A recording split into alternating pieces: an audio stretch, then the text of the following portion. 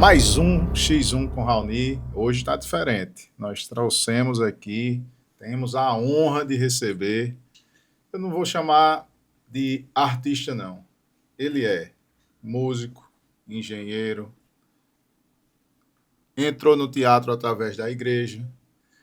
Vocês vão escutar o ator, o que rima, o poeta, é o nosso irmão paraibano, pessoense, Luquete. Seja bem-vindo, meu irmão. Que alegria poder compartilhar um pouquinho dessa sua alegria, da sua espontaneidade e principalmente da sua verdade em carregar o Nordeste com tanta firmeza. Para mim, é uma honra.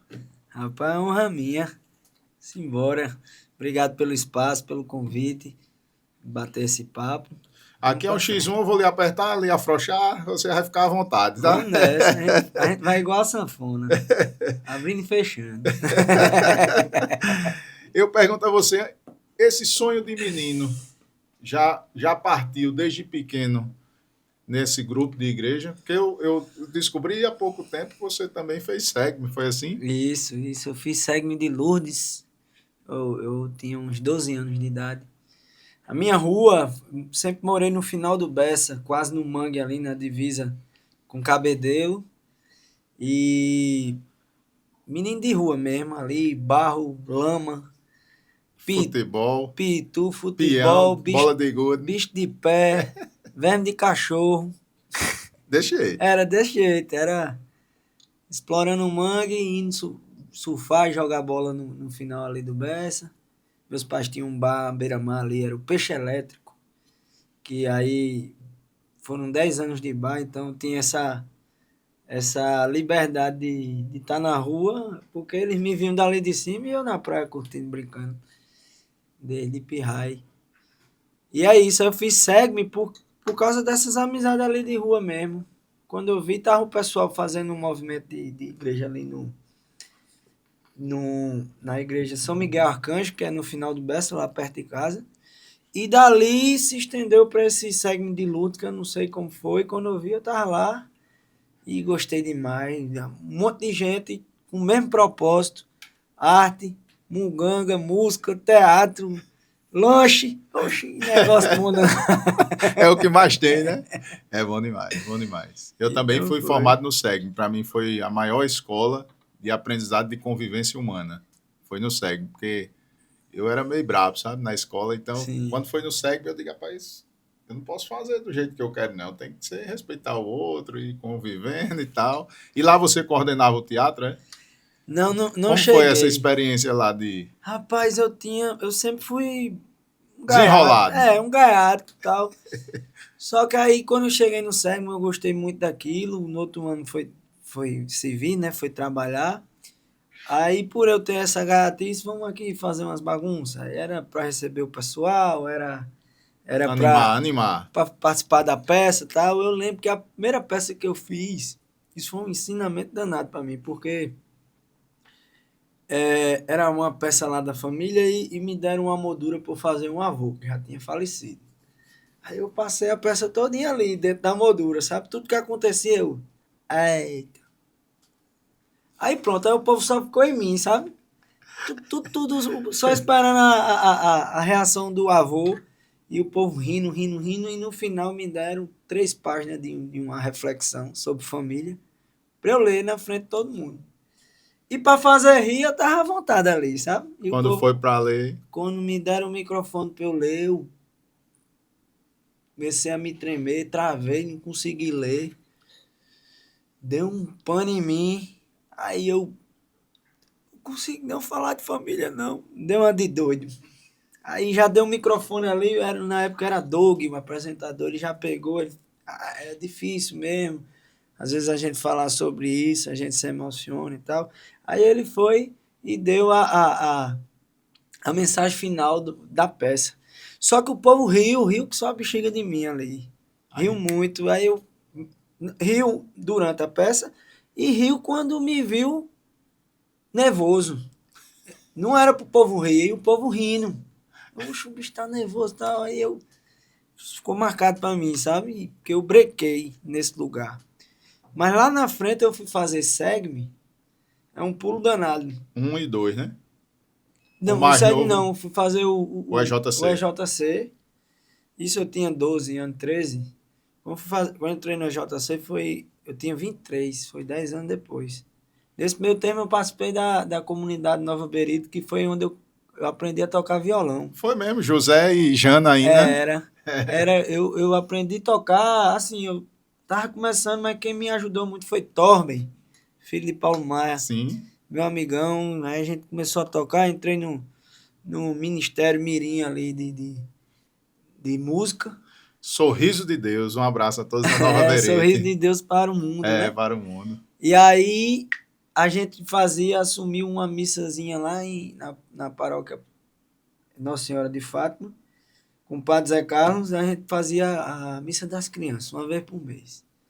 Aí eu tenho até uma história aqui, que eu não tava, eu tava aprendendo, tava pegando as manhas, tocava mesmo, passava umas coisas para mim, aí ficava eu e ele no violão.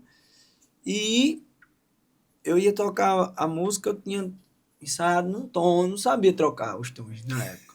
Aí eu não deu o tom e o Padre Zé Carlos puxou no microfone. Em nome do Pai, aí eu prem no meio assim.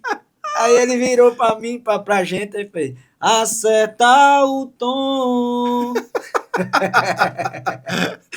Aí a gente entende, pessoal, a gente queria pedir para todo mundo perdoasse aqui o Ministério Mirim. E eles vão começar de novo. Sim, iremos. Estão aqui, padre. O senhor vai entrar aqui, ó. Aí ele entrou e isso logo depois no EJC eu pude encontrar ele lá. É um amigão meu, um querido. E aí no SEGME eu não cheguei a coordenar.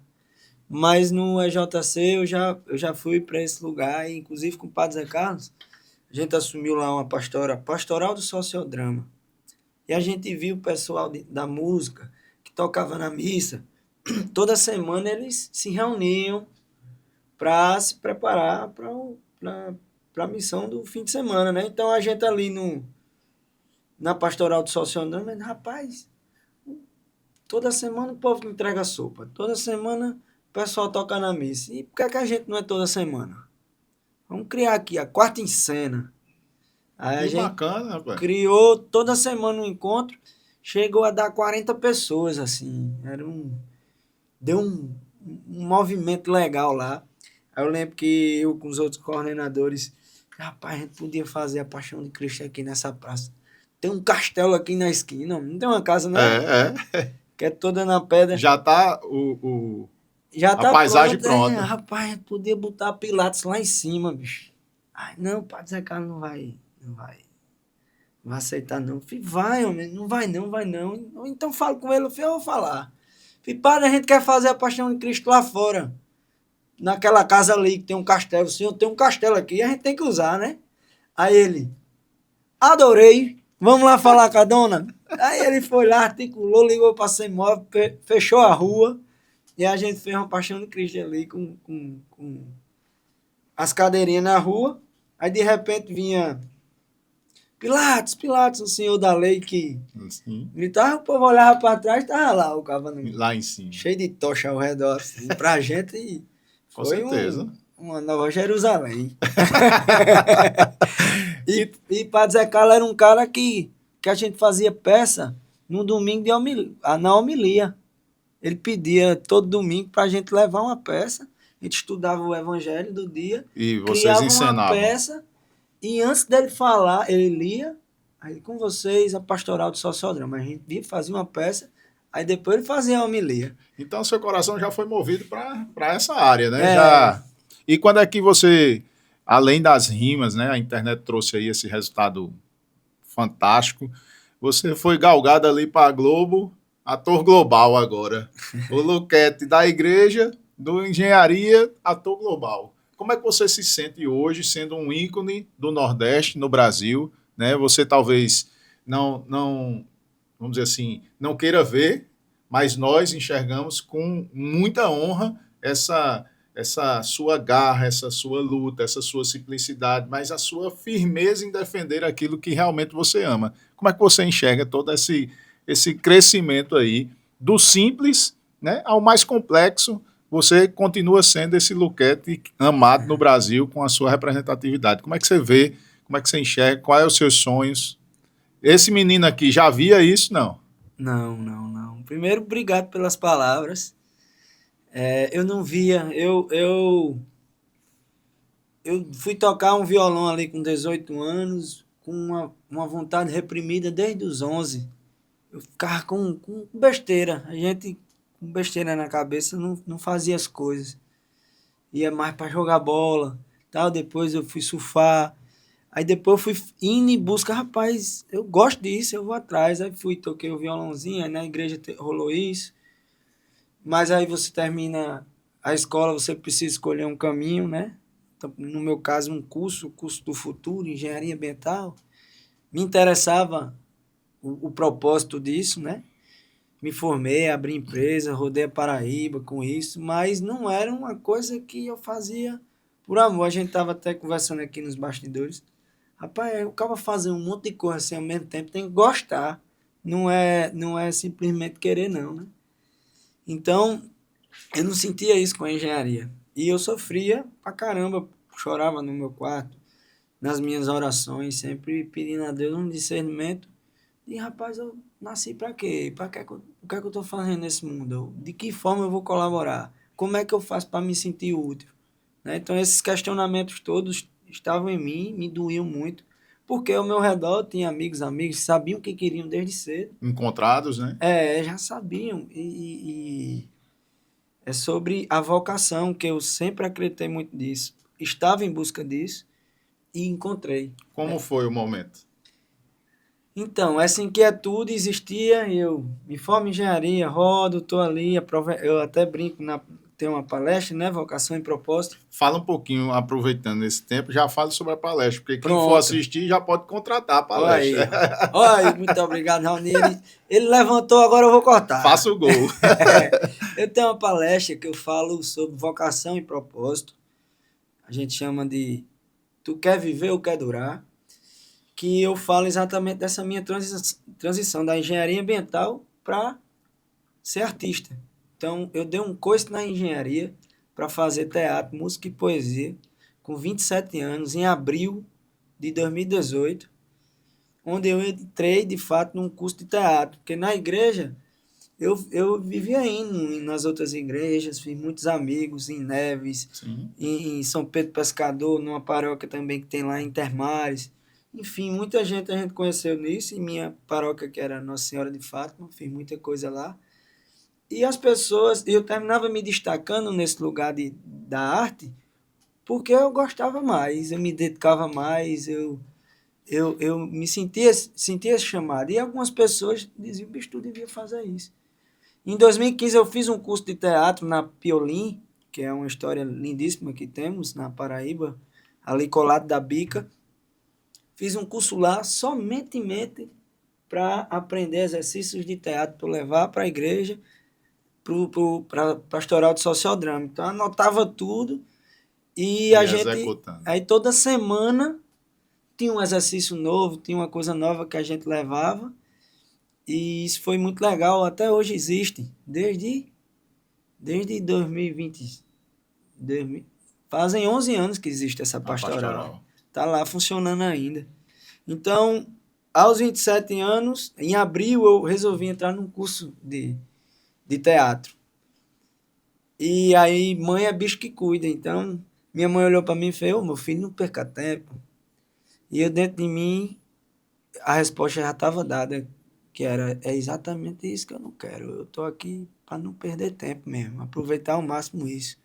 E com 2 semanas, minha mãe é a pessoa que mais torcia por mim. Porque com 2 semanas eu já senti, porque eu não queria perder tempo, então eu fiz esse curso com a força de quem tem uma chance apenas, né? Eu estava muito frustrado por fazer um monte de coisa, aceitar os cavalos selados e montar nesses cavalos e não me encaixar naquilo. Então eu não queria perder tempo. E com 2 semanas de curso, eu já estava usando ali uma poesia minha. O povo, de quem é esse texto? E aí eu fui ganhando confiança para poder soltar no mundo essas poesias. E a primeira poesia que eu fiz já rodou. E o nome de manhã? Natália Maria Seixas de Queiroga. Dona Natália. Dona Natália. Pois eu frequentei muito o Peixe Elétrico. Essa veia artística tá de lá. Também, também, Certeza, também. certeza. Ela fazia muita questão da defesa do turismo, Isso, naquela luta lá que foi manter, né, isso, a barraca de pé. Depois veio um momento político ali, mudou, e ela isso. chorava que só. Ela foi uma guerreira ali. Tinha essa defesa do turismo, tinha uma defesa de Aí meio me permita, ambiente. tia Natália, é Um muito amiga cheiro. do meu pai, né? Meu pai também está no céu, mas um beijão aí. Ó Lembro aí, demais, lembro como se fosse hoje, toda a história é e isso. toda essa construção. Mas continue aí, você chegou, abraçou o teatro, fez o curso profissionalizante já. Um curso que tem aqui no Espaço Cultural, na Funesc, é um curso que foi criado por Roberto Cartacho. Lembro demais também. Um, Trabalhei com eles. Você sabe, eu fui diretor de eventos do ó Espaço Cultural. aí, Eu sou muito ligado a essa área cultural, porque meu pai foi o primeiro que levou Zé Ramalho, Alceu Valença, Geraldo Azevedo, Elba Ramalho para o Rio de Janeiro, né?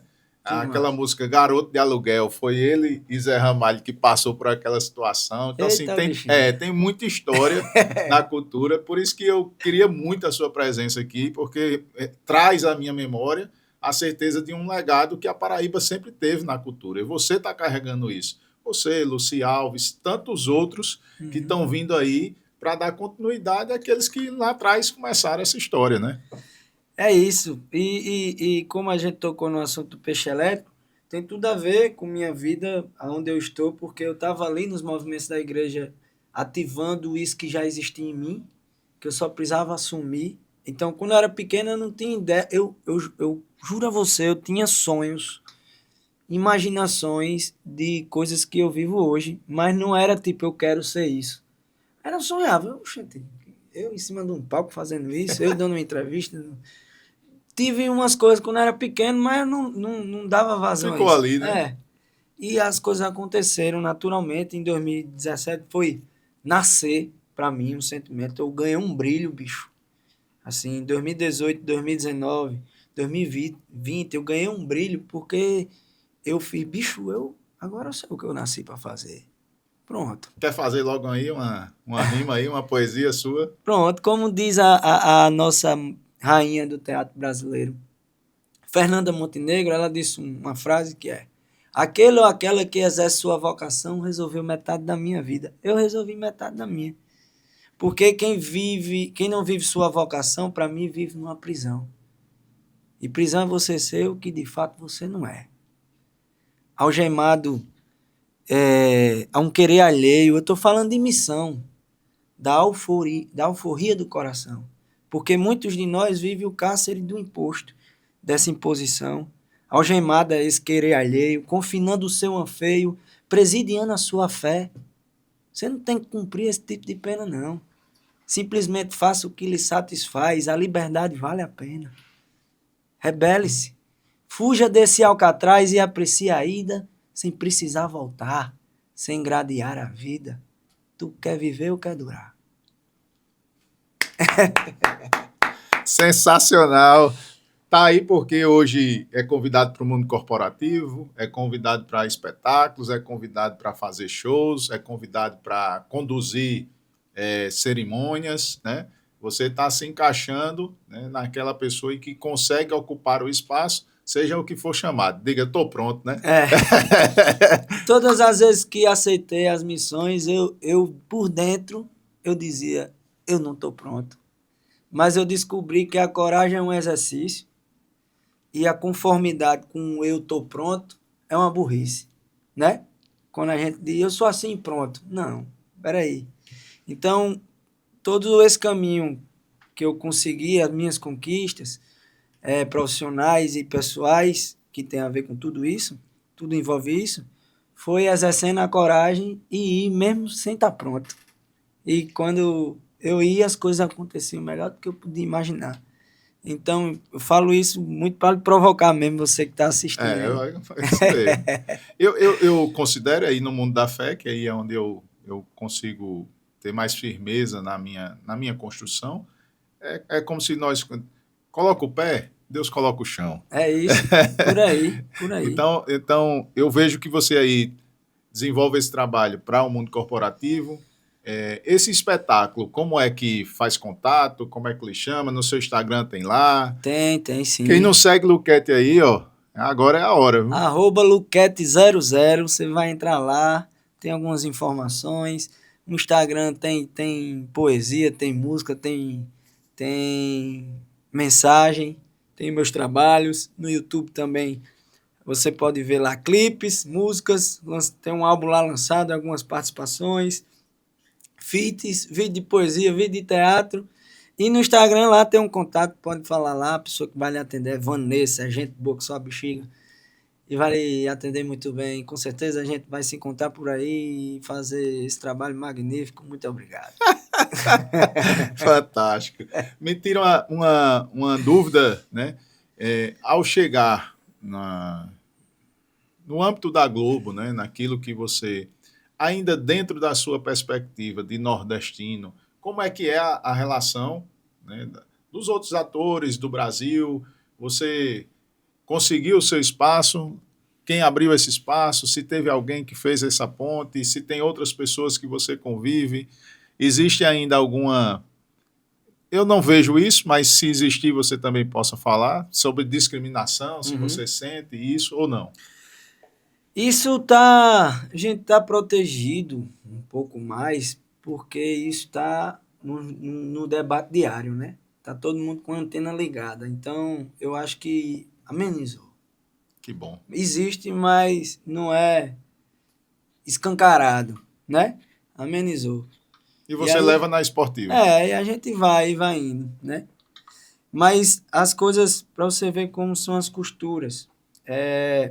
Em 2018 me tornei artista ali dentro do curso, soltei poesia em vídeo, me chamaram para TV, poeta, eita bexiga, é um título danado, né esse? Poeta.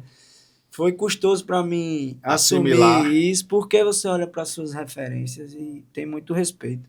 Então lá no Peixe Elétrico, minha mãe me levou muito para assistir Gessia Quirino no teatro. Gessia fez um aniversário lá no Peixe Elétrico, com participação de Cátia de França. Minha mãe criou um evento que era a Sexta Cultural, que a gente tinha como mestre de cerimônia Marcelo Piancó, fazendo piada, fazendo poesia, composição, trazendo um, trazendo outro. Então passou ali, Moraes Moreira tocou um violão lá no bar, tinha Paulo de Tarso, tinha Cristóvão Tadeu, Márcio Tadeu, um camboi de gente que ia para ali, Diana Cristina, Renata Arruda. Jaguaribe Carne, né? Tinha uma turma, bicho, que Chico aparecia. Chico já ia para lá para curtir. Para almoçar e tal. E isso era interessante também. Eu via artistas chegando ali do Brasil todo no bar da minha mãe e eu ia consumindo isso ao mesmo tempo dentro da igreja, em paralelo. E isso faz parte de mim. Eu sou artista hoje porque eu vivenciei a igreja, o Peixe Elétrico, porque eu conheci Gessia Quirino, Marcelo Piancó, Cristóvão Tadeu. Isso é importante eu dizer, para depois que ali em 2020, aí nessa sequência aí, poeta, aí fiz uma participação em Malhação, no mesmo ano, um evento TEDx, que é um evento de palestras, e no fim do ano eu rodei com uma peça de teatro, a gente passou 1 ano e meio rodando. Falar então, nisso, Georgia é sua fã, né? Georgia minha amiga Georgia. Ela esteve aqui também. Ela é demais. Então, isso tudo num ano só. Um boom, que é o chão apareceu, eu botei o pé e derrotou o chão. É isso aqui mesmo que você vai fazer da sua vida. Toma aí. Eita bexiga. E eu fui encarando e ganhando mais vontade daqui. Então, em 2020, pandemia, entrei com uma cirurgia de joelho, menisco e ligamento, passou a pandemia. Quando vai acabando a pandemia, não existia teatro. E eu tava no teatro com a gota. Aí eu fui, rapaz, vou fazer o que Roberto Cartacho me dizia. Deu um pinote lá no Rio de Janeiro. Vai viver outras coisas. Não é negar suas origens, não. Mas vai lá, viver outras coisas. Você volta, você faz isso. Vá. E eu me organizei para isso. Com dinheiro de publicidade, de barzinho, fazendo música, poesia, fazendo show e tudo mais. Eu comprei uma passagem, juntei 10 mil.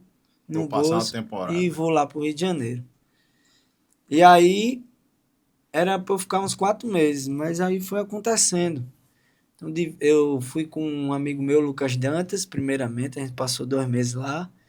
Depois Lucas voltou, depois chegou Pedro Delgado, que é um artista plástico promissor na nossa Paraíba aí, vem fazendo coisa linda.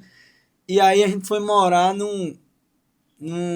achamos uma pensão em Santa Teresa de uma paraibana. Aí chegamos lá, tinha um quarto. Quanto é o quarto? É 1.100, 550 para cada, bora. Pum. E se você pegava metrô era todo mundo. Não consigo achar lugar para morar próximo do carnaval. Muito difícil achar canto para morar ali no Rio. Aí a gente achou. E ali nessa pensão a gente morou 8 meses.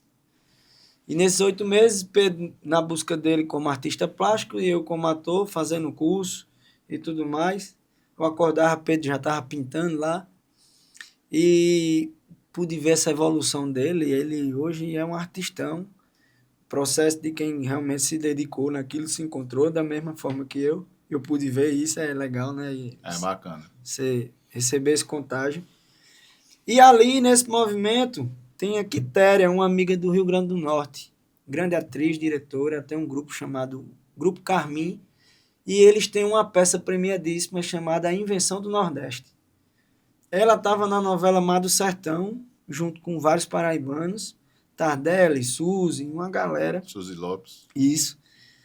E ela, antes da novela começar, tem uma preparação, que eu vivi isso agora nessa próxima novela que eu vou fazer, que eu estou fazendo. E ali tem workshop, tem um dia de vivência, você entra numa imersão da temática da novela, como era muito Nordeste, então era um dia que ia ter um forró, que ia ter comida típica, que ia ter peça com esse tema, que ia ter uma sanfoneira e tudo mais, e que Quitéria fez amigo. Então, pedindo aqui para mim. Minto, ela estava em outra peça no Rio, ia apresentar isso na Globo. E nessa outra peça eu cheguei para ela e fiz: tá precisando de ajuda? Deixa a gente ir para lá, ajudar. Ela vá. Quer ajuda com o quê? Não, tem uma lojinha para vender camisa, brocha, a dramaturgia do diretor e ajudar lá. Tá bom, a gente foi antes, ajudou, ficou vendendo lá as coisas. Fizemos isso uns 4 dias. Nesse processo, Quitéria olhou para mim num pós, aí fez: rapaz, tu conhece ninguém que faz poesia nordestina, não? Aí Pedro do lado dela fez: oxe, Luquete. Ela, pois faça aí umas 3.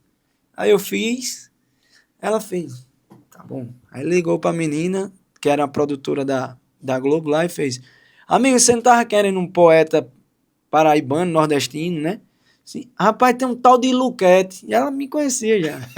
Tá todo mundo falando nela aqui, vou passar o contato. A bicha foi amigona. Aí passou o contato e nada dessa mulher falar comigo. Na outra semana, fui ajudar as 2 peças, acabou a peça, a circulação. A gente foi para um restaurante. A produtora chega. Quer Essa ver? produtora chegou lá, depois, Quitéria saiu da mesa, vou aqui, passou uns 40 minutos conversando com ela, depois: Luquete, vem cá. Vivian, Luquete, Vivian. Eu, eita, e aí, tu não vai me ligar, não? Ela, o evento é amanhã, menino. Eu falei: caramba, deixa eu ir pra lá, porque Quitéria que tinha me indicado para isso, né? Fazer ali uma poesia. Ela: não, mas eu não tenho cachê. Eu falei: eu não quero, não. Eu não tenho carro. Eu falei: eu dou um jeito. Aí Quitéria: vá, deixa ele ir. Ele entra como se fosse do grupo de teatro. Pronto. Ela: tá bom, vai. Aí eu entrei para anunciar, meio que mestre de cerimônia, e sacudi a poesia, que é uma poesia que eu fiz em homenagem a G.C. Quirino. Tu Sou, que é só elogio. Aí eu fiz todinha e no final eu fiz: com poesia eu me despeço assim com vocês, grupo de teatro. Carmim, pá, e sai. E aí a peça deles era somente, os personagens eram 2 atores e um diretor. 2 atores disputando um personagem protagonista de uma novela da Globo nordestina. E no final o diretor, aí fica os dois: e aí, sou eu ele. Aí o diretor: o protagonista da próxima novela nordestina será Cauã Raymond. Então, eles apresentaram essa peça dentro da Globo, uma crítica da bexiga. Então foi um dia bem histórico. E quando acabou a peça, que eu fui buscar minha bolsa, Suzy faz, Luquetinho, cá. Aí quando eu cheguei, com esse aqui, Chico Scioli, aí eu fui, brinquei, não sabia nem quem era Chico. Depois eu descobri que ele era um produtor de elenco geral da Globo. Aí tem uma reticência da bexiga aí, que aí o povo já foi me chamando, aí eu entrei para um personagem. Depois surgiu a aparição de José, que a gente encontrou o diretor num bar em Botafogo. O diretor, nós temos 35 minutos contratados do canal e a novela, por ser comédia, texto ligeiro, tá dando 30, 29, 28, eu preciso preencher, tive ideia de repente. Só que eu não quero viola, por causa de Pantanal, eu quero pandeiro. Aí Zé fez, deu os textos pra gente escrever? Ele fez, eu vou fazer um teste com vocês. Aí, deu certo.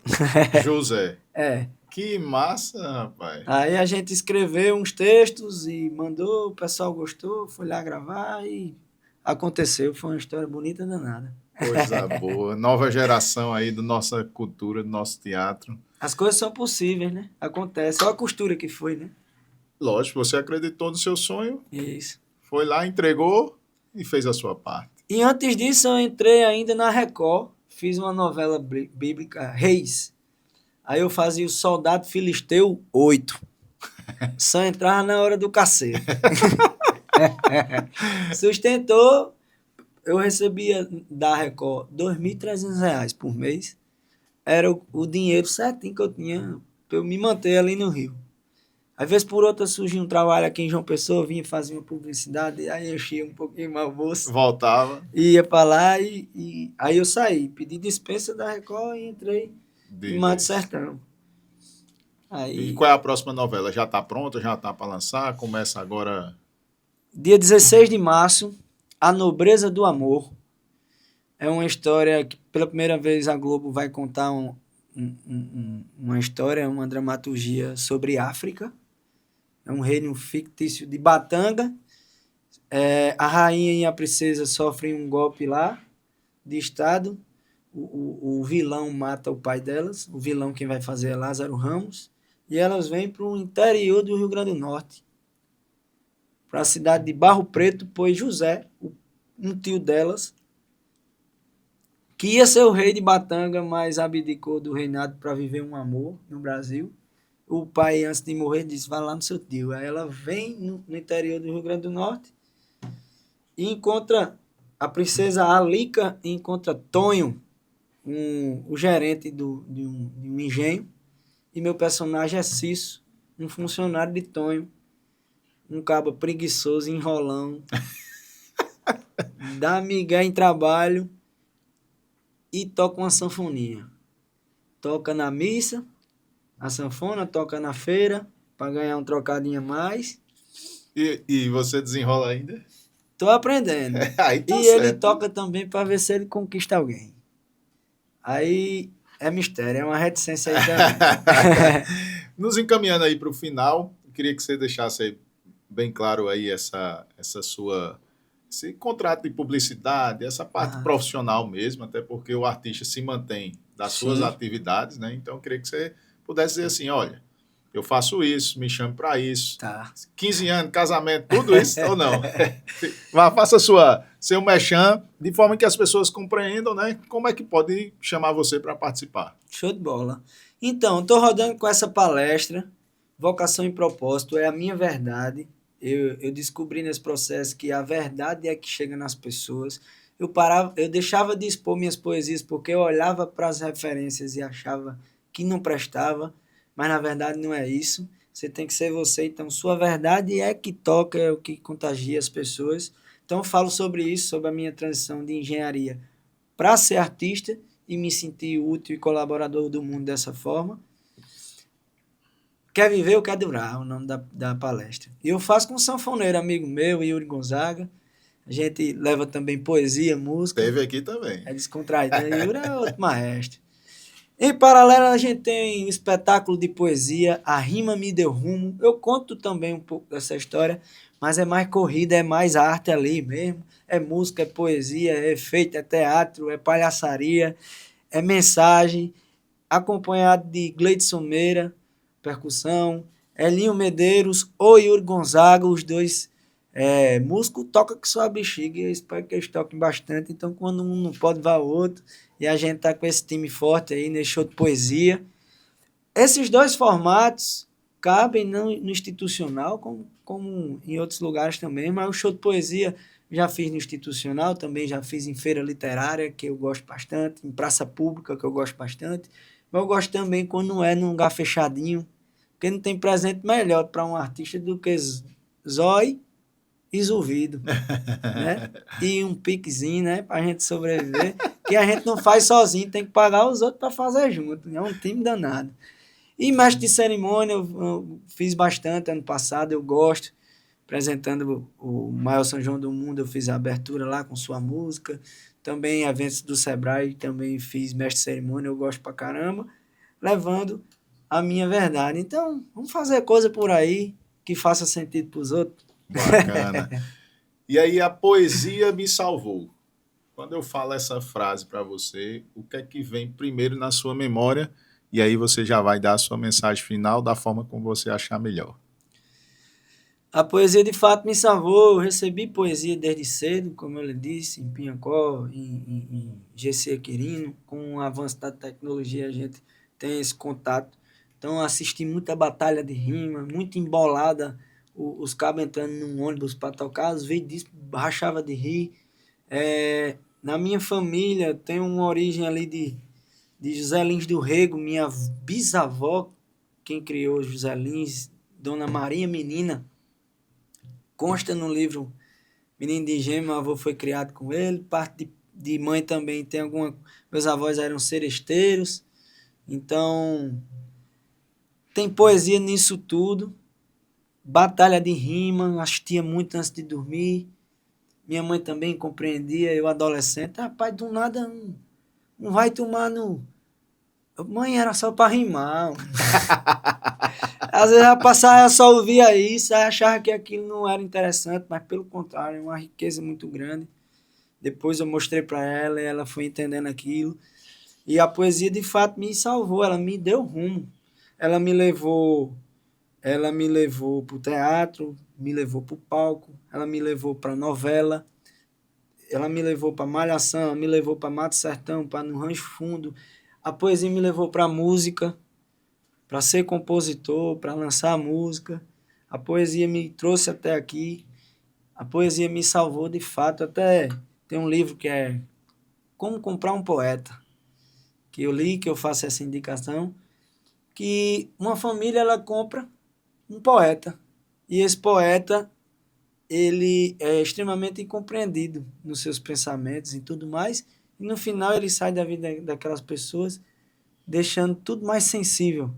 Onde as pessoas faziam, eu virei a cabeça aqui 8,73 graus para a direita, onde a gente vive quadrado, fechando, pensando fechado. A poesia ela vem para sensibilizar, mostrar que tem beleza fora do nosso alcance, basta a gente parar para tentar analisar. E em tudo na nossa vida, como seres humanos, a gente precisa ter esse exercício da sensibilidade para a gente poder, de fato, colaborar com o mundo e, enfim, deixar e receber um tanto, como diz a música Mistério do Planeta. E aí eu vou terminar com a seguinte missão para você. E aí você não se sinta com essa responsabilidade. Mas se eu fosse colocar em um patamar, o meu desejo é que todo o Brasil veja você como Ariano Suassuna. Taca a bexiga. Porque você com certeza vai chegar lá. Deus abençoe. Todos nós, vamos para frente, quem vier atrás que fecha as porteiras.